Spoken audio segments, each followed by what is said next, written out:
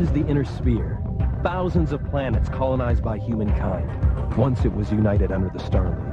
But for the last 300 years, it has been consumed by gender ambiguity! Until a new enemy appeared.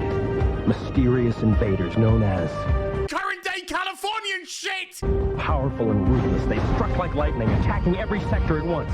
But they made one big mistake. They attacked my fucking pronouns!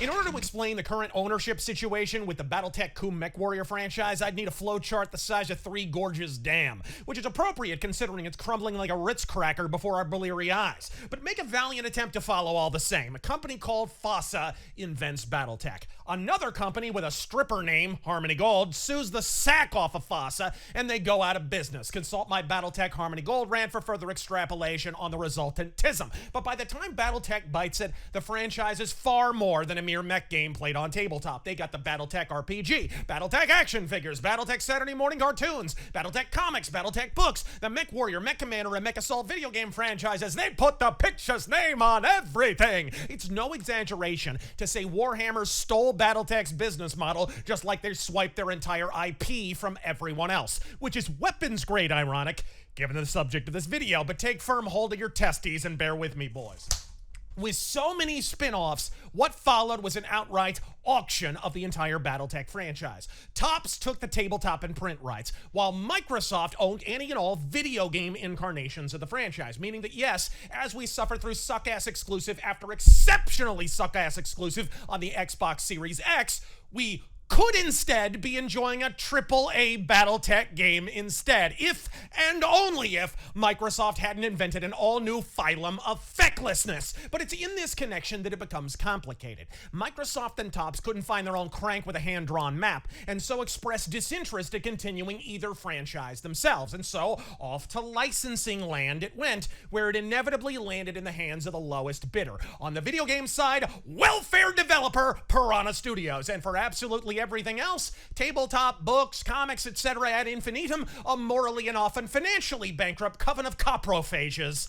Catalyst Game Labs, and it wasn't long before we learned that by lab they meant the Wuhan kind. In prior rants, I've covered the kerfuffle around the firing of longtime author Blaine Pardo and the hiring of a dude pretending to be a chick, pretending to be a trans chick, the censoring of the Rommel tank, and a great big butt sex symphony that no one bought on account of not a solitary Battletech fan wants to read about 2 NSYNC backup dancers docking their PPCs to completion. But this past month, the homo half-wittery went from glad to worse, as details leaked ahead of April Fools of all things, of an all-new, soon-to-launch spin-off game entitled, wait for it, Battletech Gothic. Hold for rolling peals of laughter.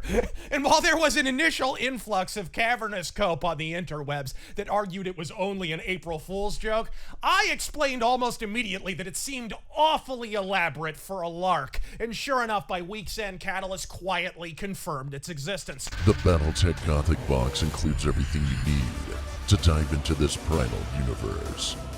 We hope you enjoy this lead to an alternate setting.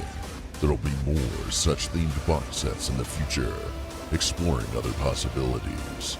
Confirmed on account of, at that point, they were the biggest internet laughingstock since DSP, and quietly, on account of absolutely nobody follows Catalyst on social media. Seriously, peep their analytics. More people have seen Zakk Wylde's chin over the last 30 years than Catalyst's Facebook feed. After cringily trumpeting their Kickstarter totals for Mercenary and the Clan box sets, both of which parasitically leached off the prestige brand of prior FOSSA expansions, Cuckalist are suspiciously silent about the financial performance of more recent efforts. And putting aside that a prestige brand like Battletech shouldn't even require a crowdfunding if it's actually being managed well, the reason why was simple. From Ill Clan to the Dominion divided sourcebooks, every aberrant attempt fumblingly enacted to drive sales following the wokeification of this company have crashed harder than Tracy Morgan's blood sugar. No. No. Mm-mm. Mm-mm. No. No. No. No. No. No. Hell no!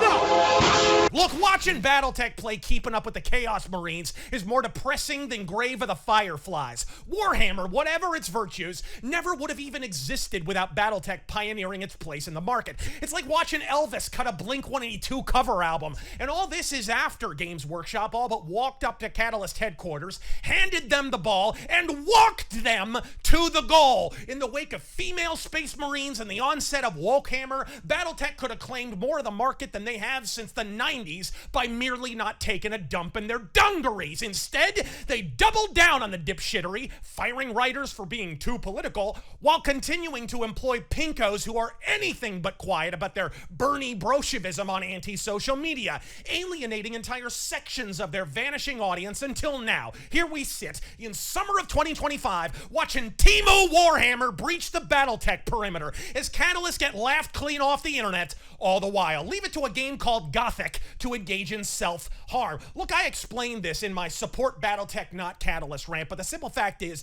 that this period may be annoying, but it is also ephemeral. Battletech fans have outlasted imbecile upon imbecile, autist after autist, and will be scuttling our asses all over the rubble that was Catalyst long after their latent Leninism has claimed their cringy existence, long after Mike Stackpole has slithered back to Scottsdale to enjoy the tax benefits of a state that votes the exact opposite of how his hacky ass does. Catalyst are a licensee, not an owner of the Battletech brand, meaning if you wait long enough, they'll dry up and blow away like Ariana Grande in a light breeze, with the earnest hope that it don't wind up wedged in a palm tree. Fortunately, to get a goth out of a tree, all you have to do is cut the rope. I'm Razor Fist! Godspeed!